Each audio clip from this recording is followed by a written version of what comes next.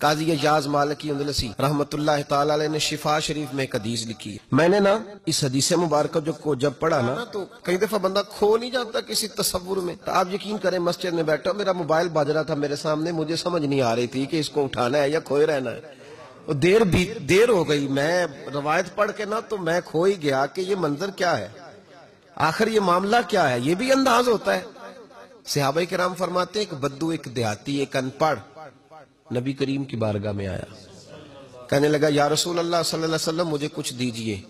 حضور نے کچھ دیا۔ جب حضور نے عطا کر دیا نا تو وہ کہنے لگا میں نے تو بڑی تعریف سنی تھی، آپ نے تو کچھ بھی نہیں دیا، میں نے تو بڑا سنا تھا۔ مجھے بتلائیے کہ مانگنے والی کو آپ 10 روپے دیں، فقیر کو، مانگنے والے کو، وہ کہے نہیں 100 لینا ہے، تو بہت سارے لوگ وہ والا بھی نہیں پکڑ لیتے، کہتے جہاں سے 100 ملتا ہے وہیں سے لے لے۔ نبی کریم صلی اللہ تعالی علیہ وسلم سے کہنے لگا آپ نے تو کچھ بھی نہیں دیا۔ اب یہ بے ادبی ہے۔ صحابہ کرام نے تلواریں نکال لی، اس کی گردن کاٹیں گے۔ رات کا وقت تھا، حضور نے فرمایا ٹھہر جاؤ، جلدی نہ کرو۔ محبوب گھر لے گئے، حضور نے کچھ اور دیا، بس کہنے لگا نہیں۔ حضور نے کچھ اور دیا، بس کہنے لگا نہیں۔ حضور نے کچھ اور دیا، میرے کریم سے گر قطرہ کسی نے مانگا، پھر دریا بہا دیے، پھر در بے بہا دیے۔ حضور نے اور دیا، دیتے رہے تو کہنے لگا یا رسول اللہ اب تو کمال ہو گئی ہے حضور، اللہ آپ کو میری طرف سے بھی صلہ دے، میرے بچوں کی طرف سے بھی دے، میرے قبیلے کی طرف سے بھی دے۔ اس کا ایک معنی یہ کر لو کہ حضور میں بھی آپ کی عطا پہ قربان، حضور میرے بچے بھی قربان، یا رسول اللہ صلی اللہ علیہ وسلم میرا سارا قبیلہ بھی قربان۔ حضور نے اتنا دیا کہ خوش ہو گیا۔ محبوب فرمانے لگے تو نے ایک بات کی تھی تو میرے غلام ناراض ہوئے تھے، اگر یہ بات تو باہر جا کے کہہ دے گا نا تو وہ خوش ہو جائیں گے۔ سن لو سن لو، اس کا مطلب ہے صحابہ کا ایمان ہے کہ حضور کی تعریفیں ہوتی تھی تو وہ راضی ہوتے تھے، اور اگر کوئی حضور کے بارے میں کمزور جملہ بیان کرتا تو وہ پریشان ہوتے۔ سن اور یاد رکھ اس عقیدے کو کہ حضور کی تعریف ہوتی تو خوش ہوتے۔ رات حضور نے رکھا، صبح نبی کریم لائے، نماز فجر کے بعد صحابہ سے فرمایا ادھر آؤ بھائی، کل تم اسے قتل کرنے جا رہے تھے۔ فرمایا سنو یہ کیا کہتا ہے۔ حضور نے فرمایا بول تو کیا کہہ رہا تھا، صحابہ کے سامنے بول۔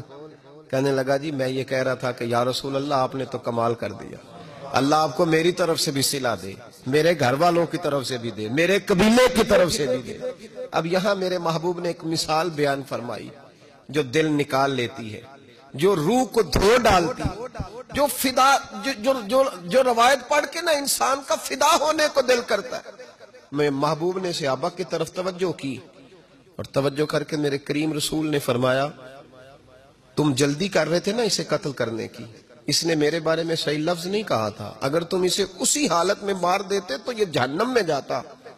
حضور فرمانے لگے میری اور تمہاری مثال اس آدمی کی طرح ہے جس کی اونٹنی مجنون ہو گئی، کسی کے قابو نہیں آتی تھی، دیوانی ہو گئی، پاگل ہو گئی، بھاگتی پھرتی تھی۔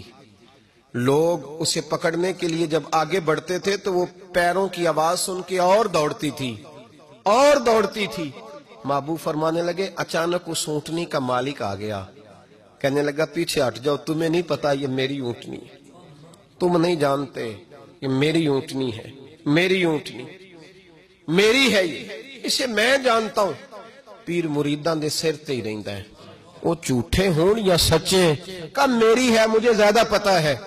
اس نے نا مالک نے تھوڑا سا چارہ پکڑا، حضور بیان کر رہے ہیں، محبوب کریم علیہ الصلوۃ والسلام فرمانے لگے اس نے تھوڑا سا چارہ پکڑا، اور چارہ پکڑ کے اس نے اونٹنی کو دکھایا۔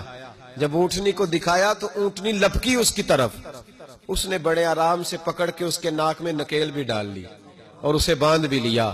میرے محبوب فرمانے لگے میری اور تمہاری مثال اس آدمی کی طرح ہے، آج اگر اسے میں سمجھاتا نہ نکیل نہ ڈالتا تو یہ جہنم میں جاتا۔ فرمایا اب اس نے میری تعریفیں کی ہیں، اب رب کریم اسے جنت عطا فرمائے گا۔